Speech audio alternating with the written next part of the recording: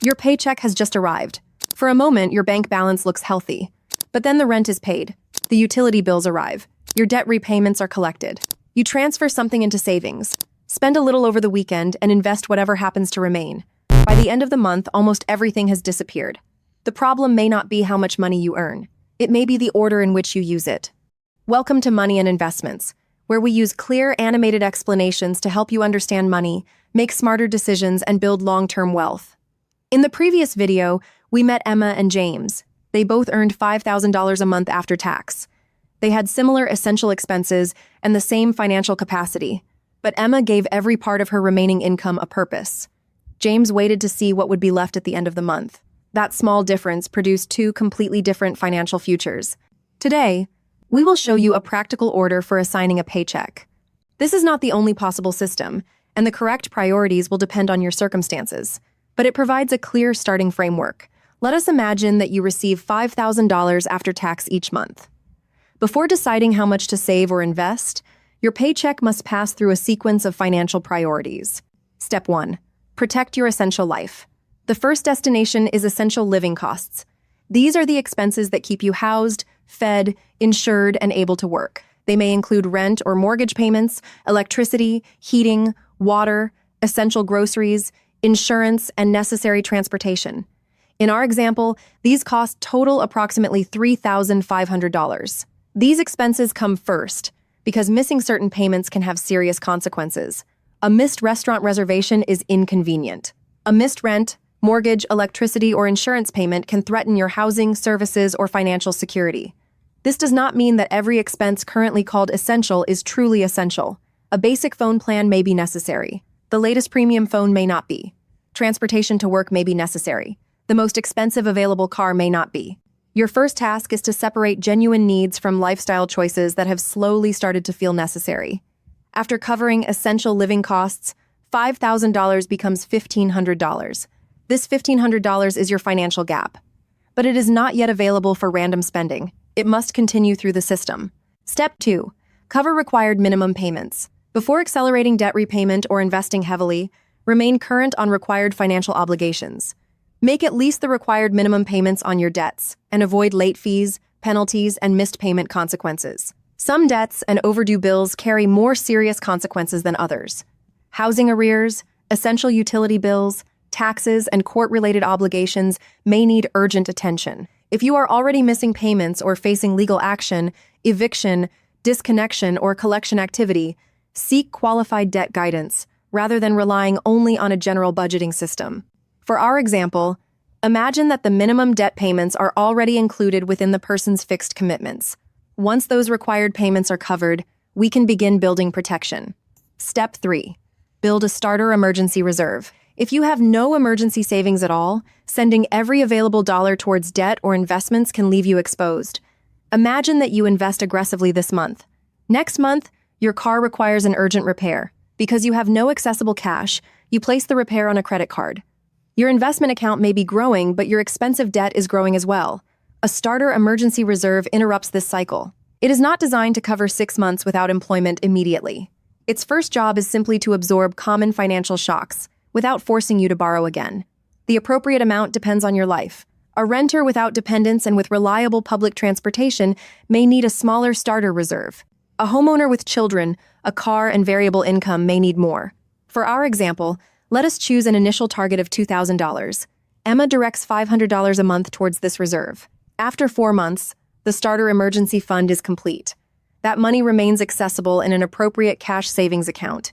It is not placed in a volatile investment where its value could fall just before an emergency. Step 4. Capture valuable employer benefits. Before directing all additional money towards debt, check whether your employer offers a pension contribution or retirement match. An employer contribution can be extremely valuable because declining it may mean giving up part of your employment compensation.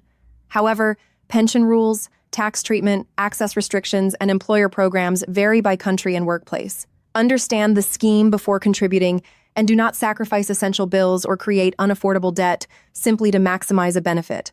Once Emma has protected her essentials, covered required payments, and established a starter reserve, she contributes enough to receive the employer benefit available to her. Now she can focus more aggressively on expensive debt. Step 5. Attack high-interest debt. Not all debt carries the same cost. A credit card charging a high interest rate can work against you much faster than a low-interest loan. Investments may generate positive returns over time, but those returns are uncertain.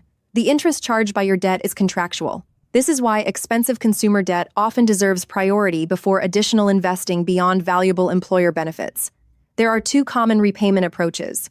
The debt avalanche method directs extra money towards the debt with the highest interest rate while maintaining minimum payments on everything else. Mathematically, this will usually reduce the total interest cost. The debt snowball method attacks the smallest balance first. It may cost more in interest, but the early victories can help some people remain motivated. The best method is the one you can follow consistently without missing required payments. Imagine Emma has $4,200 of high-interest credit card debt. After building her starter reserve, she redirects the previous $500 savings contribution towards the debt. She combines it with another $700 from her financial gap. She now pays an additional $1,200 a month towards the balance. The exact repayment time depends on the interest rate, minimum payment calculation, and when interest is applied. But the important principle is clear. When one priority is completed, its monthly contribution is not absorbed into lifestyle spending.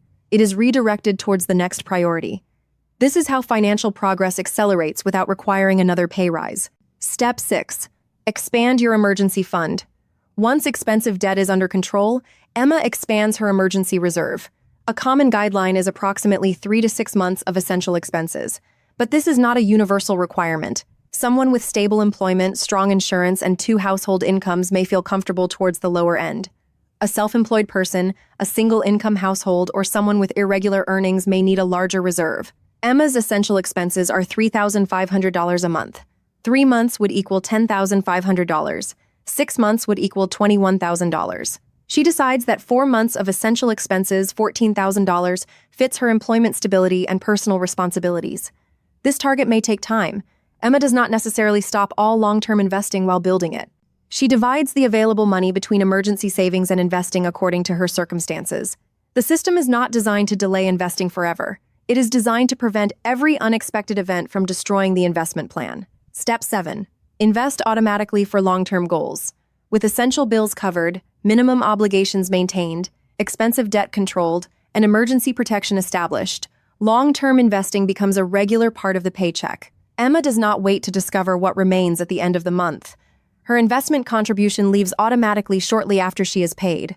The amount depends on her goals, time frame, risk tolerance, pension arrangements, and other financial responsibilities. She uses diversified investments rather than depending on one supposedly perfect stock. Diversification cannot remove investment risk, and market values will fluctuate. But spreading money across different investments can reduce the damage caused by depending too heavily on one company or asset. Time now becomes an important part of the system. Investment growth can compound when returns remain invested and begin generating potential returns of their own. The outcome is never guaranteed, but regular contributions, diversification, appropriate costs, and sufficient time can create a much stronger foundation than occasional investing based on excitement or market headlines. Step 8. Prepare for irregular expenses. An emergency fund should not pay for expenses that are predictable. Annual insurance premiums, holidays, vehicle maintenance, gifts, and home repairs may not arrive every month, but they are not necessarily emergencies. This is where sinking funds become useful. If Emma expects to spend $1,200 on travel next year, she can save $100 a month. If annual car maintenance is expected to cost $600, she can reserve $50 a month. The expense no longer appears as a financial surprise because part of every paycheck has prepared for it. Step 9. Spend some money without guilt.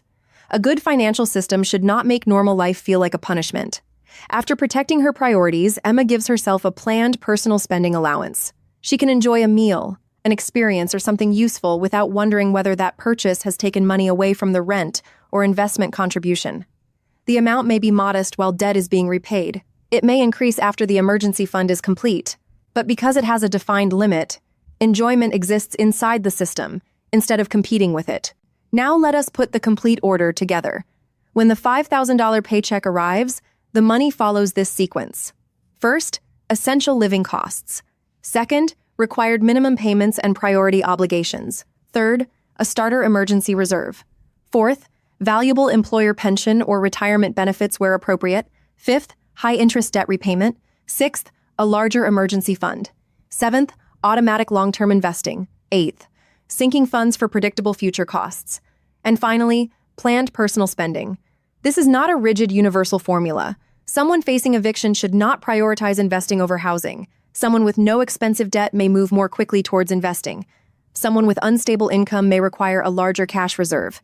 Someone approaching a short-term financial goal may need to keep that money out of volatile investments. The order must adapt to reality. But the central principle remains the same. Do not allow every part of your paycheck to compete at the same time. Give your money a sequence. Give every dollar a job before lifestyle spending makes the decision for you.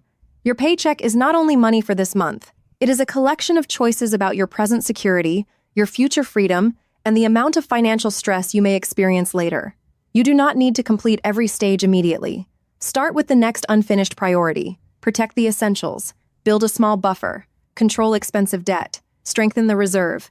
Then invest consistently and allow time to work. In the next episode, we will examine emergency funds in greater detail. How much do you really need? Where should you keep it?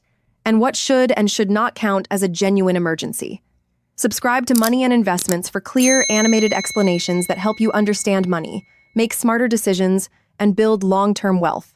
This video is for general education and does not provide personalized financial, investment, tax, pension, or legal advice.